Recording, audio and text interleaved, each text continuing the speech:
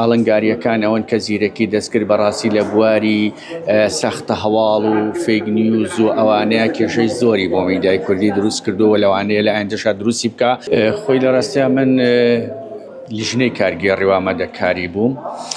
ئێمە دوو پانێل هەبوو لێرە، پانێلەکان هەر پانێلێک و دوو قسەیان تیا کرد.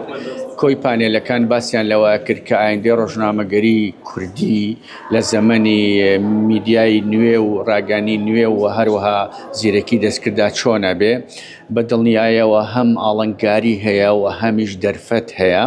ئاڵنگاریەکان ئەوەن کە زیرەکی دەستکرد بەڕاستی لە بواری سەختە هەواڵ و فێک نیوز و ئەوانەیە کێشەی زۆری بۆ میدیای کوردی دروست کردووە لەوانەیە لە ئایندەشا دروستی بکە و هەروەها لەوانی بێتە مەترسی بۆ سەر ڕۆژنامە نووسە ڕاستەقینە حەقیقیەکان و ئالەت وشی لە شێوازی ئالی و ئامێریە کاری میدیای ئەنجام بدرێ و دەرفەت و هەلی کار بۆ ڕۆژنامەنووسەکان کەم بێکێتەوە یان لاواز بکرێ و دوجار سختی گەیشتن بە حەقیقەت ئەوەی کە لە بواری میدیای دەستکردا دەگا بە میدیا بێتە ئاراوە.